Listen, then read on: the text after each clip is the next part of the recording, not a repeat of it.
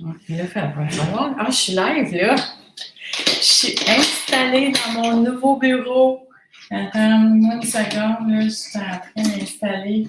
Mon micro n'était pas à bonne place. On va l'approcher un peu. Je ne sais pas si tu m'entends. Allô, allô? Mon micro était pas bien placé. Puis là, je voulais faire un live aujourd'hui pour 2 raisons. Un live totalement à 1 heure qui n'a pas rapport. Je ne sais pas s'il va y avoir du monde, si vous venez. Je vous invite à me faire des commentaires. C'est un petit live improvisé en direct. Je suis sur Facebook et je suis aussi sur... Ah, OK, je suis ici. Je vais baisser le son. Si jamais il y a du monde qui vient, je vais juste aller voir si vous êtes là. Bonjour, hey, bienvenue dans mon nouveau bureau. Hein? Dans mon nouveau, là, j'ai commencé ce matin, j'ai commencé à installer mes affaires, mon nouveau décor. Oui, Larry, c'est ça, ouais. Là, je vais vous parler du 6 décembre, puis c'est pour ça, je fais le live aujourd'hui parce que d'habitude, le 6 décembre, bonjour, ouais, c'est écrit bonjour du, mais là, le drapeau, il est tellement petit sur mon ordi que je vois pas le drapeau. Mais merci d'être là. En direct, je vois qu'il y a des gens de LinkedIn qui sont ici. On va aller voir s'il y a des gens de Facebook qui sont là aussi. Mais c'est ça, j'ai décidé de faire un live cet après-midi. Parce que je suis contente que mon nouveau bureau soit fonctionnel. Et aussi parce que... attendez un peu, je vais changer ça. Modifier la confidentialité parce que là, les gens ne me voient pas sur Facebook. Alors, c'est modifié. J'espère que ça va fonctionner. Bon. Au Maroc. Bonjour. En direct du Maroc. Je vais parler du 6 décembre parce que le 6 décembre, ici au Québec, c'est une date dont peu de gens de ma génération ont oublié en fait. Puis moi, oh, merci Larry. Ouais, c'est ça, j'ai ressorti l'artillerie. C'est ça, j'avais une de mes amies qui était ici en fin de semaine, puis elle m'a dit « je suis assez contente que tu ressortes. » Il était tout dans mon sous-sol, caché. Quand j'ai fermé ma maison de disque, j'avais tout mis ça dans mon sous-sol. Je pense que j'avais besoin de faire un deuil aussi de ça. Vous savez qu'est-ce qui se passe dans le milieu des médias en ce moment? Que ce soit à Radio-Canada, à TVA, nous autres, on a vécu ça dans la plus grande indifférence du public il y a plus de 10 ans dans le milieu de la musique. Alors, merci pour le décor. Alors, c'est ça, j'avais beaucoup de... Tu sais, quand j'ai fermé la maison de disques, bon, moi, j'étais dans ce métier-là. Tu sais, Larry, je sais pas si tu fais encore ça. Tu sais, Larry, c'est un collègue. Mais c'est parce que le modèle d'affaires était brisé, tu sais. Je me souviens, il y a des jeunes qui cognaient au bureau puis qui voulaient venir nous porter leur démo. Puis, tu sais, je l'ai su que fallait que j'arrête de faire ça. Tu sais, j'ouvrais la porte puis je les accueillais puis là, je leur disais « Toi, là, c'est quand la dernière fois que tu as acheté de la musique? » À l'époque, on achetait encore de la musique, là. Puis là, mais les jeunes, ils voulaient être signés. Donc, ils voulaient qu'on investisse 100, 200, 300 000 dans leur projet. Sauf que je disais, toi, t'en achètes-tu de la musique? Puis ils me disaient, non. Mais ça fait combien de temps t'en as pas acheté? Ben, ça fait plusieurs années même, tu sais. Alors, le modèle d'affaires était brisé. Puis, tu sais, je sais qu'il y en a qui ont poursuivi. Puis ça, tu sais, c'est tout à leur honneur, ceux qui ont poursuivi. On est plusieurs dans le pop qui a quitté. Tu sais, ceux qui étaient dans le pop, c'est nous autres qui étaient dans l'OD surtout, hein, les artistes populaires puis tout ça. Alors, c'était une difficile transformation numérique, donc qui a fait que effectivement, tu sais, toute notre business est allé d'abord à des plateformes de streaming gratuites, puis ensuite, donc, puis tu sais, le temps que le modèle d'affaires se refasse, si c'était une maison de disque indépendante comme la mienne, on a essayé de trouver des solutions à l'époque. Puis une des raisons pour lesquelles, je n'étais pas pour vous parler de ça, mais j'accueille qu'est-ce qui se parle, parce que mon décor. Mais une des raisons pour lesquelles on n'a pas beaucoup parlé du de la déconfiture de toute l'industrie du disque, que ce soit au Québec puis un peu de partout, c'est parce que c'était pas un milieu syndiqué.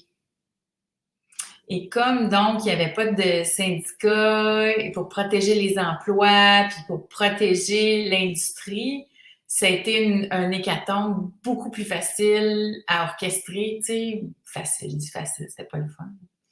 Mais bref, ça a attiré beaucoup moins l'attention à l'époque. Tu sais, on est plusieurs qui ont choisi de quitter le métier. Alors, ouais, on nous a massacrés de tout bas, de tout côté. J'ai réalisé que c'était fini quand le seul sponsor du MITEM était Napster. C'est ça. C'est Napster, à l'époque, c'était une plateforme de streaming gratuite. Puis même quand on a sorti le deuxième album de La Chicane, c'était déjà énorme. Tout le monde qui, à l'époque, qui downloadait la musique puis il la mettait sur des CD, puis c'était gratuit. Puis je me souviens, tu sais, on l'a vu vite là, au show, les jeunes, ils amenaient des CD copiés à signer aux artistes sans savoir que ça voulait dire qu'ils n'avaient pas payé pour leur musique. Puis que, tu sais, c'était la fin des bandes aussi, tu sais. La fin des bandes, il n'y a pas assez de revenus pour que des bandes subsistent sans d'autres métiers, là, au Québec. Mais bref. Ça pour dire que moi, j'ai laissé ça dans mon sol pendant longtemps, mais premièrement parce que je suis réimpliquée dans des projets musicaux. Larry, je ne sais pas si tu savais ça, mais heureusement, aujourd'hui, il y a des modèles d'affaires qui fonctionnent et j'accompagne une entreprise formidable qui s'appelle Vive de ta musique. Ils ont vraiment construit le modèle d'affaires pour les artistes entrepreneurs. Donc, c'est ça prend des artistes qui ont envie de faire, tu sais, de faire la business puis de développer leur entreprise musicale. Si c'est le cas, ben il y a beaucoup, beaucoup de potentiel et surtout de revenus possibles. Laura Gagné, qui est la fondatrice de l'entreprise, l'a fait. Puis là, maintenant, elle enseigne aux artistes à le faire. Puis moi, je l'accompagne là-dedans. Puis c'est sûr que ça m'enchante de voir que plusieurs artistes talentueux vont pouvoir... Parce que ça s'applique pas juste à ceux qui commencent. Là. Il y a plein d'artistes qui avaient délaissé le métier parce qu'ils sont obligés d'avoir une job alimentaire. Là. Mais pour eux autres, ça va être possible aussi avec le nouveau modèle puis ce qu'elle a construit de pouvoir reconstruire une entreprise basée sur la production musicale. C'est vraiment le fun. Ceci étant dit, c'est ça. Fait que la première raison pour laquelle je fais un live improvisé cet après-midi, c'est pour ça. Puis la deuxième, c'est parce que je le sais, demain c'est le 6 décembre. Puis tout le monde s'attend à ce que je fasse des posts le 6 décembre. Puis en général, je dirais, en grande majorité, je suis pas capable de faire des posts le 6 décembre. Je suis trop émue, je suis trop bouleversée. Pour moi, le 6 décembre, c'est un moment important. C'est une date charnière que je me souviens d'avoir vécue comme jeune étudiante. J'étais au cégep à ce moment-là. Ça s'est passé à Polytechnique, mais avec des filles pas beaucoup plus vieilles que moi. Ce bouleversement-là, ça a été intense qu'on a vécu. Sur le coup, jeune étudiante, j'étais quand même très... Tu sais, j'ai toujours lu les journaux là, depuis que je suis jeune. Fait que c'est sûr que je me suis intéressée à tout ce qui s'est passé après ça. Et tout ça pour dire que un des éléments importants qui m'a marqué à ce moment-là, c'est que le tueur, donc pour ceux qui nous écoutent, ceux qui sont au Maroc, tiens, je vais dire un peu le 6 décembre, donc c'est un triste anniversaire. En 1989, il y a un jeune homme qui en voulait beaucoup aux femmes, qui est rentré à la Polytechnique, qui est une école d'ingénierie ici à l'Université de Montréal, qui est rentré dans une salle de classe, qui a demandé aux femmes ingénieures, donc des femmes qui faisaient un métier masculin, il les a isolées, puis il a assassiné plusieurs femmes cette journée-là. 14. Et donc, puis quand il a été trouvé, parce qu'il a retourné l'arme contre lui, donc c'est une des... Tu sais, au Canada, on n'a pas... tu sais, aux États-Unis, en tout cas, je ne veux pas partir là-dedans, mais ça pour dire que quand on l'a retrouvé, il y avait sur lui un papier où il y avait une liste de femmes en position de pouvoir qu'il menaçait d'assassiner aussi.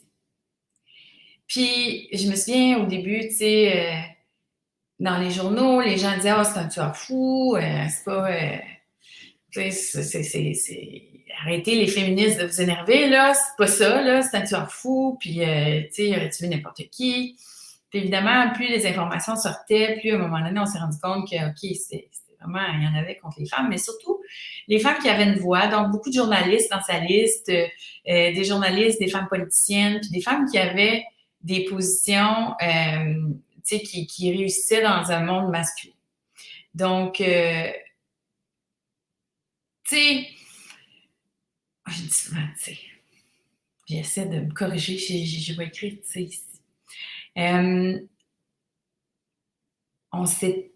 On avait mis en doute, puis il y avait beaucoup de débats à l'époque, à savoir, est-ce que c'est un féminicide? Est-ce que c'est un geste contre les femmes? Évidemment, là, aujourd'hui, on se poserait plus ou moins la question, mais à l'époque, c'était pas encore ouvert comme discours. C'est à quelque part que les femmes de pouvoir, ça dérange, puis que les femmes de pouvoir, ça provoque, puis que les femmes de pouvoir, ça peut déclencher de la haine, ça peut déclencher des critiques. On l'a vu dans un article de la presse aussi la semaine dernière, où on a parlé d'une montée depuis MeToo. Il y a une montée de masculinisme toxique qui appelle d'un... Il y a certains influenceurs, là, dont un gars qui est accusé d'exploitation sexuelle au criminel, là, mais lui est un influenceur de jeunes hommes là, qui en ont contre cette pseudo-égalité selon eux. Je dis pseudo-égalité selon eux. Là, fait que ça provoque, ça déclenche, puis je pense qu'il ne faut pas avoir peur de le nommer parce que si on nomme pas quelque chose, on n'ouvre pas le dialogue.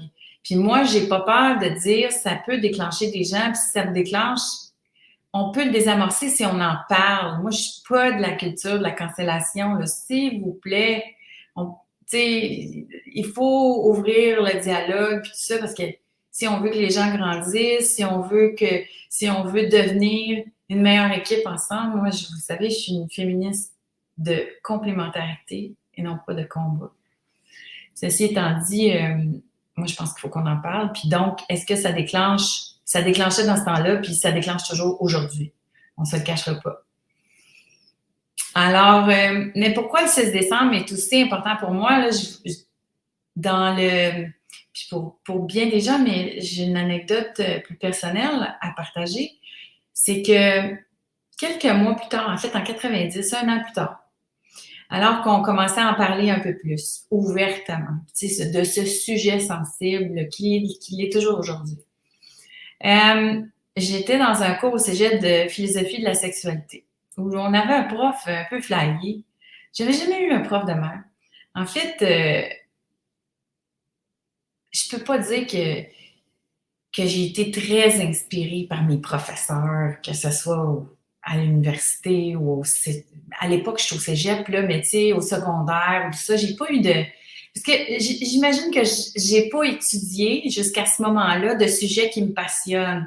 Alors, j'ai jamais eu cette espèce d'élan de « wow, j'aime mon cours ». Moi, je faisais mes cours pour avoir mes notes, puis pour continuer, là. J'avais pas vraiment de passion académique. Mais c'est ce professeur-là qui a réveillé une de mes premières passions académiques. Puis, tu sais, c'est la première fois que j'ai eu comme vraiment une révélation. J'ai appris quelque chose qui m'a remué comme personne. J'ai rencontré quelque chose d'important pour moi. Puis, je me souviens, ce prof flyé-là, donc de philosophie de la sexualité, qui nous parlait de toutes sortes d'affaires. Il nous faisait des discours, puis c'était quasiment un homme de théâtre, là. Il faisait toutes sortes de discours là, sur Jung, sur Freud, bref, il y avait beaucoup de choses à nous dire. C'était une journée d'examen. Puis il arrive dans la classe, on n'était pas beaucoup. dans ce cours-là. Il arrive en classe, puis il nous lance tout un dossier de presse. Puis ça m'avait impressionné parce que c'est la première fois que je voyais un dossier de presse. J'avais jamais étudié ni le showbiz, ni la musique, ni la production. Et là, j'ai pas de monde de Facebook. Je me demande si ça fonctionne sur Facebook. Vous me le direz. Alors, il nous lance le dossier de presse. C'est le dossier de presse sur le massacre de la Polytechnique. Et là, il nous dit, bon, vous avez un examen. Il dit, là, il était 11h le matin, je pense. Il dit, vous avez jusqu'à 5h à soir pour me remettre votre papier. Puis, donc, dont les 3 heures de cours qu'on avait normalement, là. Donc, puis il dit, tu sais, vous avez 3 heures, vous pouvez prendre jusqu'à la fin de la journée si vous voulez. Et j'ai seulement une question pour vous. Lisez ce dossier de presse-là, puis répondez à la question suivante. C'est quoi le refoulement de la société? Et il quitte. Il quitte la salle de classe. J'ai jamais vu une affaire de faire. Là, il quitte la salle de classe, puis là, on se regarde toutes, on est comme, OK, puis je connais personne là, dans ce cours-là. À l'époque, je travaille à temps plein, fait que je suis pas super involved là, dans j'étais au cégep du Vieux-Montréal, pas le nommer. Et là, on venait de parler de Freud. Freud qui nous parlait des lapsus. C'était quoi un lapsus? C'est quand, tu sais, quelqu'un sort quelque chose qui a l'air de ne pas avoir rapport avec la conversation ou qui est comme un, tu sais, comme t'échappes quelque chose, puis tu sais, ce que Freud dit, c'est ce que ton subconscient pense. Puis on n'a pas accès, tu sais, dans notre conscient à ce que notre subconscient pense. Et là, lui, ce que je comprends de sa question, c'est examine l'événement de la Polytechnique qu'on n'a pas été capable de nommer encore tant que ça à ce moment-là. Il y a encore un débat. Puis il nous dit, c'est quoi le refoulement de la société? Puis évidemment, en lisant tout le dossier de presse, puis j'ai trouvé ça passionnant de relire donc tout ce qui s'était écrit, puis les débats. Tu sais, tu avais les columnistes féminines qui disaient des choses, les columnistes masculins qui disaient des choses. Puis il n'y avait pas tant de columnistes féminines, en fait. Mais et évidemment, ça devenait évident qu'il y avait encore beaucoup de colère, puis beaucoup de résistance contre le pouvoir féminin, contre les femmes qui avaient soit la possibilité de prendre la parole ou de s'exprimer, puis tout ça. C'était très clair, tu sais, que c'était refoulé, puis tu sais que ce qui s'est passé, c'était un reflet de ce refoulement-là, parce que quand on refoule trop les choses, ça crée de la colère, puis ça crée des débordements. Alors, c'est pour ça que moi, je suis pas, tu sais, même si j'ai un discours féministe, je suis vraiment dans l'ouverture. Je veux l'entendre. Je veux entendre. Je pense qu'on va pouvoir construire un monde meilleur à partir du moment où on décide qu'on va être complémentaires, qu'on va être meilleurs ensemble, qu'on va s'apprécier selon nos forces respectives et nos différences respectives. Alors, c'est pour ça que... Mais bref, c'est en faisant cet exercice-là, en répondant à cet examen-là que j'ai toujours gardé, je ne l'ai jamais jeté. Et Dieu sait que j'ai tout jeté, mes trucs d'université, mais je n'ai jamais jeté cet examen-là où j'ai réalisé moi-même qu'il y avait un gros enjeu de refoulement sur le sexisme puis sur le pouvoir féminin. Puis qu'on vivait encore là-dedans, puis qu'on avait énormément de travail à faire pour arriver à trouver, tu sais, que cette violence-là, la violence ne va disparaître qu'au moment, tu sais, on est à la chasse aux sorcières, puis là, on arrive à la Polytechnique, puis manifestement, il y a encore de la violence, de la grogne, etc., puis de la colère des deux côtés. Alors, comment est-ce qu'on fait pour se parler? Mais il ne faut pas refouler, il faut parler. Alors, mais j'ai vraiment comme eu cette... Je sais pas, c'est la première fois là, que j'ai eu mon moment Dead Poet Society, là, ceux qui ont mon âge, là, c'est mon moment où mon professeur m'a fait réaliser que j'avais une conviction profonde, puis que j'avais envie de m'impliquer pour favoriser cette réconciliation-là. À l'époque, je ne savais pas comment ça allait se manifester, mais quelques mois plus tard, je me souviens, il y a eu un film qui est passé, un film de l'ONF, par une réalisatrice qui est décédé aujourd'hui. Mon Dieu, c'est triste, je pense. Je pense que... ouais, je pense que oui. Il me semble que j'ai vu ça passer. Donc, ça s'appelait... C'est un film que j'ai réécouté il y a quelques années, justement, ça s'appelait Au-delà du 6 décembre. Elle a fait un documentaire dans lequel elle disait, ben non, tout le monde est beau, tout le monde est fin, puis il n'y en a pas vraiment de problème. Tu sais, ce que ça a fait, évidemment, cet événement-là, c'est que ça a refermé le discours. Les gens avaient peur de parler. Il y a eu une peur qui s'est installée chez les femmes, puis il y a eu une peur qui s'est installée aussi chez les hommes qui n'osent pas, de peur de déplaire. Puis je pense que ça se peut que ça existe encore, là, sous certaines formes. Tu sais, quand on entend « on peut plus rien dire », ben ça vient de là, là. Alors, moi, je nous souhaite d'être capable d'ouvrir le discours puis d'en parler plus pour être capable de trouver, tu sais, des vrais éléments de collaboration, de conciliation, de réconciliation, de complémentarité. Pour moi, c'est ça, le 6 décembre. C'est un rappel de continuer, en fait. Et ça peut prendre différentes formes.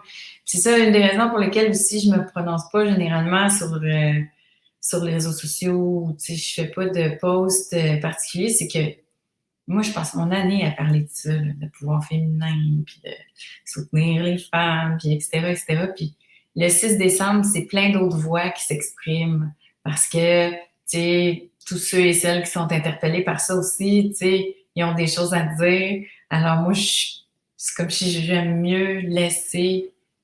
premièrement, je suis intéressée à voir tout ce que les gens vont dire. Je suis émue aussi la journée du 6 décembre. Puis pour moi,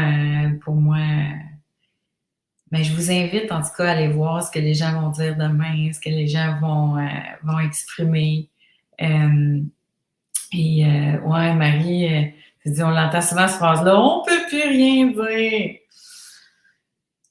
Ben, c'est pour ça, tu sais, il ne faut pas se fâcher à moindre affaire. On est tellement dans un moment de dichotomie alors que la vie est remplie de zones grises. Tu sais, là, on dirait qu'on n'a pas le choix là, d'être blanc ou noir tout le temps, là. Alors que non, la vie, c'est plein de zones grises, puis dans plein de situations, puis c'est pas vrai que c'est un camp contre l'autre, là. Puis il y a tellement de nuances. S'il n'y avait pas de nuances, les choses seraient tellement faciles à régler. Tu sais, tu te ranges d'un bord, tu te ranges de l'autre bord, mais la réponse, c'est jamais ça. Tu sais, c'est jamais tu gagnes, tu perds. Tu sais, c'est pas ça.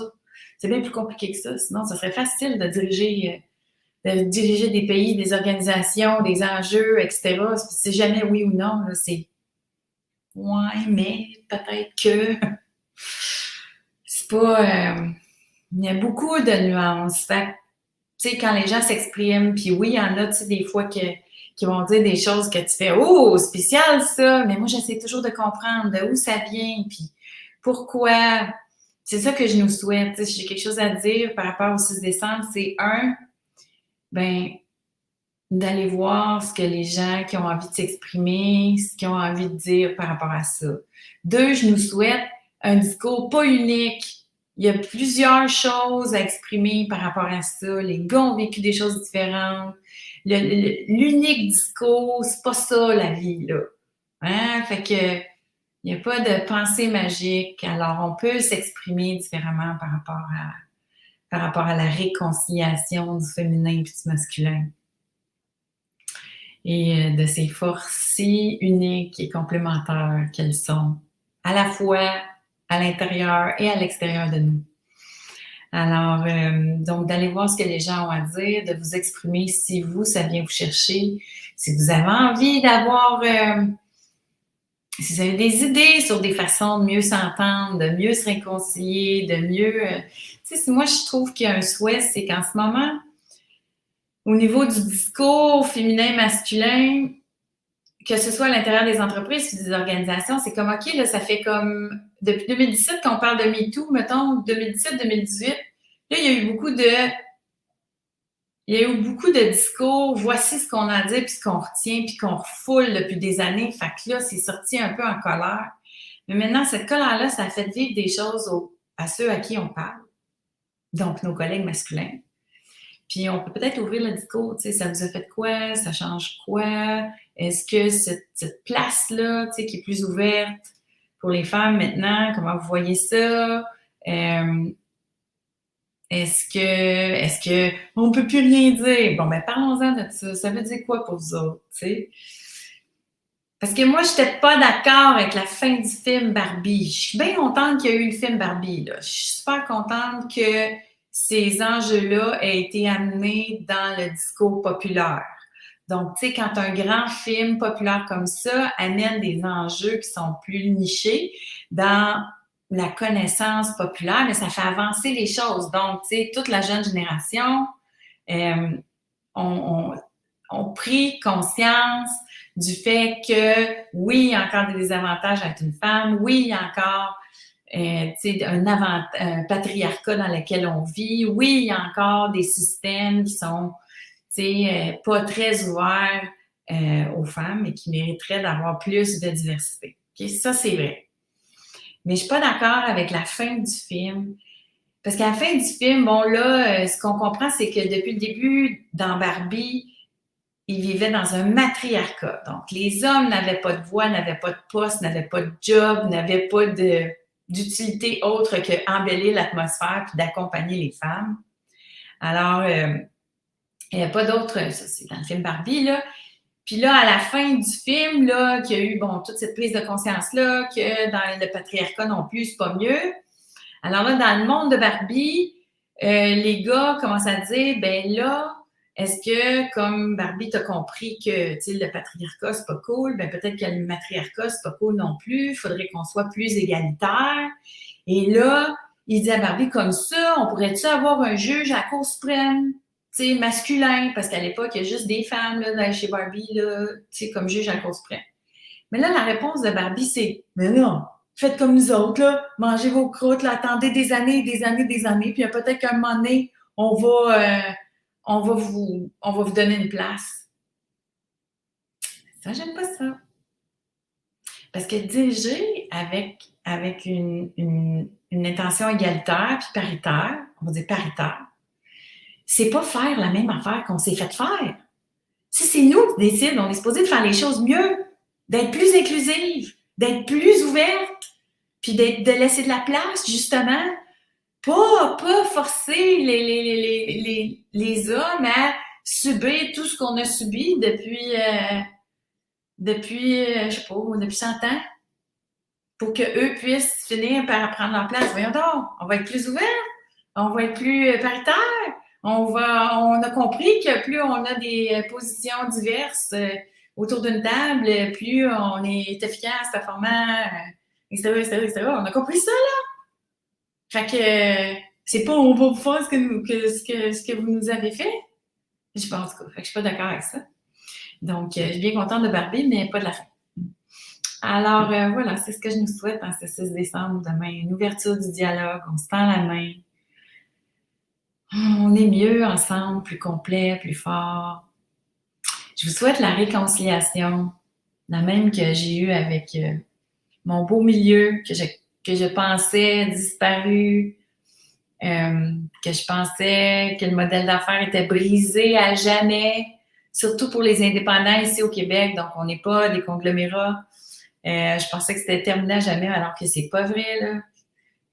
Donc, c'est plein d'optimisme. Voici pourquoi j'ai ressorti mon artillerie. Je suis remplie d'optimisme et de réconciliation face au milieu de la musique et via l'entreprise Vive de ta musique dans laquelle je suis impliquée. Mais je suis pas front, là, c'est ce que j'aime. Je supporte 2 jeunes entrepreneurs vraiment brillants, vraiment plein d'outils et d'idées. Je suis contente, je me suis réconciliée avec mon ancien métier. Alors, je regarde ton mur, c'est magnifique. Ben oui, c'est ça. C'est le fruit de 15 ans de travail, ça. Donc, il y a des disques platine, des disques d'or, un peu de toutes les époques. Il y en a tous les modèles ici en arrière, là, c'était les premiers modèles. Ça avait évolué au fil du temps. Là, ça, c'était les premiers modèles, c'est des disques de la chicane. En haut, Jonas, il y a du Corneille, du Danny Médard.